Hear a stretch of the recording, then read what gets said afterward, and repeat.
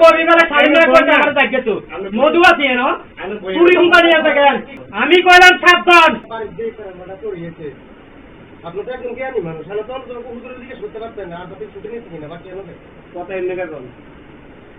আমি তো কথা রং করে লিখেন অবশ্যই আপনি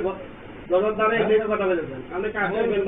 সুন্দর করে জানেন আপনার সার্ভিস একটু চলছে সার্ভিস জমায়েন না কাটতে আগে তো নাকে বাঁধবেন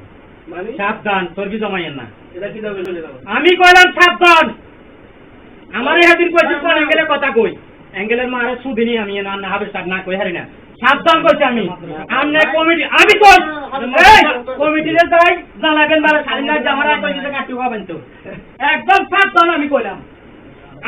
হেদিন উঠে আমি মানি নতুন উঠুর আমি কথা কই কথা বলছি আমি মানি নতুন উঠুরে মাইচা আমারা উঠে না আমার কাছে কোন অ্যাঙ্গেলে কথা কই অ্যাঙ্গেলের সুদিনি আমি সুদিনি অ্যাঙ্গেলের সাবধান কইছি আমি একদম সাবধান রাজ্যনি দা কমিটি রাজ্য কবি এটা ঠিক না এই রাজ্য কমিটি কবি গেলে সাড়ে মেরে করতে আমার দেখে তো মধু আছে না চুরি হুঙ্কা নিয়ে থাকেন ওরা ছুড়ে মারি কে বেটা বলো কইছেন ওরা ছুড়ে মারি কে বলো কইছেন হ্যাঁ আমি বলে ওরা ছুড়ে মারি কে বলো কইছেন নি তুই এদিন আপের মায়ের কইছে আর কিটা না দিবার খেয়াল নাই সব পছন্দ করে হুঙ্কা কেন সাবধান করে আমি কইলাম সাবধান যে কমিটির কবি গেলে তোর কাটি কবা আমি একটা কথা দিন কমিটির কবি তুই আমি রং না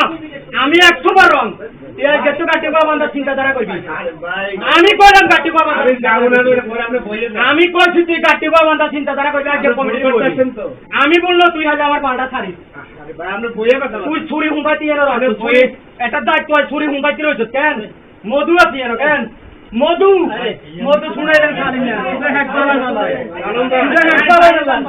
আমি আমার বহুত কথা আছে তাহলে আমার বহুত কথা এই আমার পর আমি এঙ্গেলে কথা কই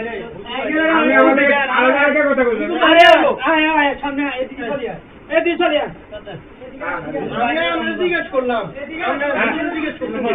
আমরা আমার কি কইলাম